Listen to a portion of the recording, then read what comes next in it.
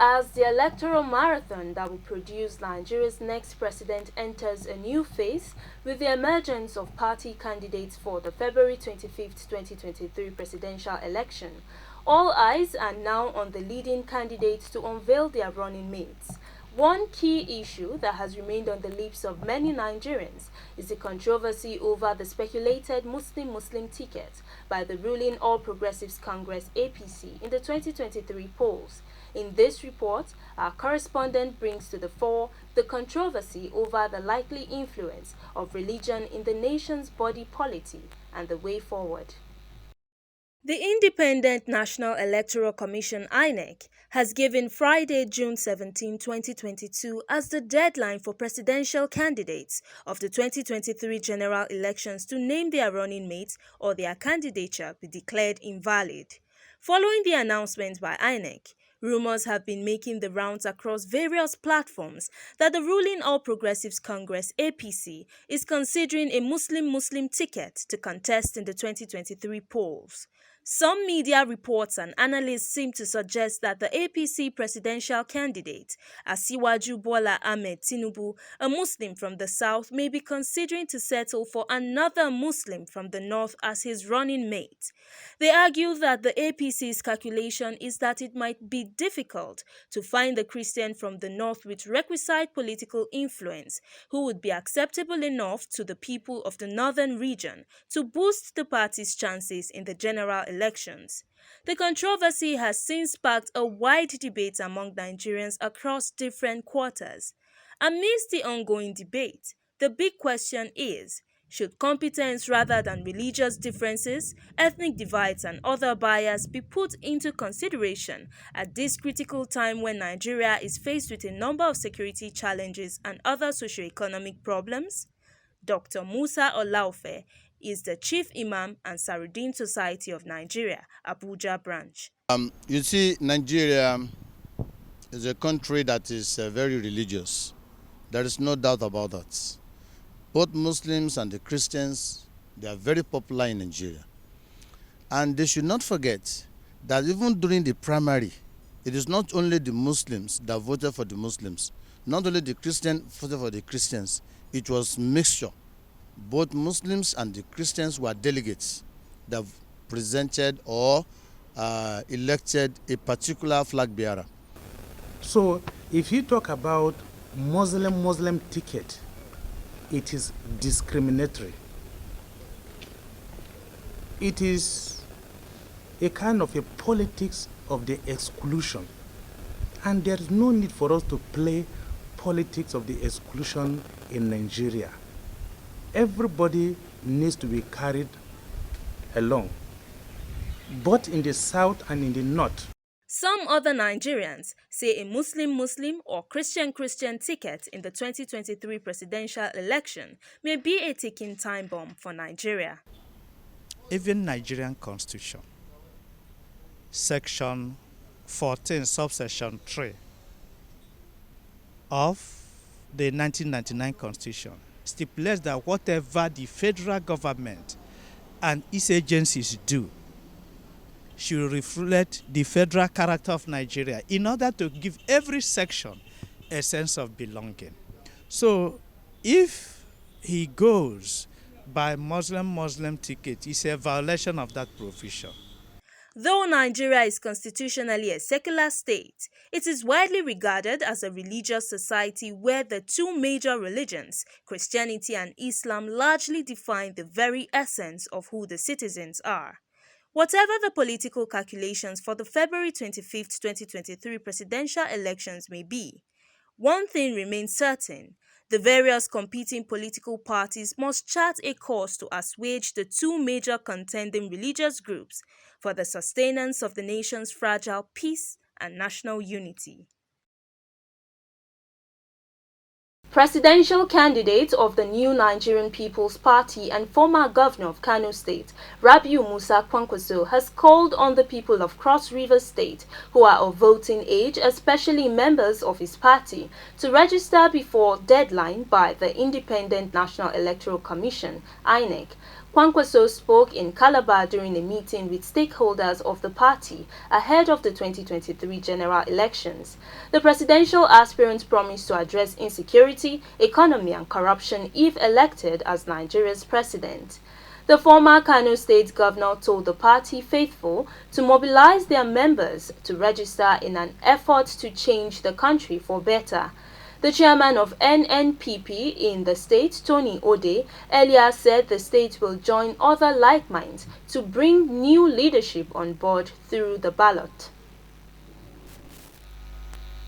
It is very important that each and every one of us should go and register with INEC to get your PVC. Yes, sir. Everybody here knows the importance of PVC. Yes, sir. Without PVC on the election day, one will be like useless because you cannot support our candidates. We are here for a very serious business. And the business has to do with the fact that we have finally gotten a comforter. Others who were in the former Kano state governor's entourage in Calabar includes Buba Galadima, former Nigerian Minister of Commerce and Industry, Garba Bichi, among others. The victims of St. Francis Catholic Church, Owo, Ondo State, who were gruesomely murdered on June 5, will be buried this week. Gunmen suspected to be terrorists had stormed the church 9 days ago, killing over 40 worshippers while injuring several others. The massacre has since been condemned by Nigerians, including President Muhammadu Buhari and many state governors who have called for a probe into the attack. In a statement, the Catholic Diocese of Ondo said the mass burial for the slain worshippers will hold on Friday, June 17. The Director of Social Communication of the Diocese of Ondo, Reverend Father Augustine Iku, told in Akure that the mass burial will take place at a new cemetery of the diocese located along Emureile Road in Owo. Some of the injured victims are still receiving treatment at the Federal Medical Center and the St. Louis Catholic Hospital, both in Owo, and some other private hospitals in the state. 11 kidnapped passengers from the March 28 Kaduna train attack who were released last weekend have been reunited with their families. The victims were released by their abductors on Friday following a series of negotiations with the federal government after spending 11 weeks in captivity. The 11 victims comprise 6 females and 5 males. Upon their release, they were first taken to Abuja, the nation's capital, for debriefing and were later brought back to Kaduna on Monday, where they were handed over to their families by the military. Every year, countries around the world celebrate World Blood Donor Day. The event is used to raise awareness on the need for safe blood and blood products and to appreciate voluntary blood donors for their life-saving gifts. In the Federal Capital Territory this Tuesday, officials of the National Blood Service Commission (NBSC) took to the streets of Abuja City to create awareness and sensitize the people to volunteer to donate blood to save lives. Clearview TV's Mesieke was there and has the details. June 14 of every year is observed as the World Blood Donor Day. The day was set aside by the World Health Organization (WHO) to build awareness on the importance of safe blood and blood donation.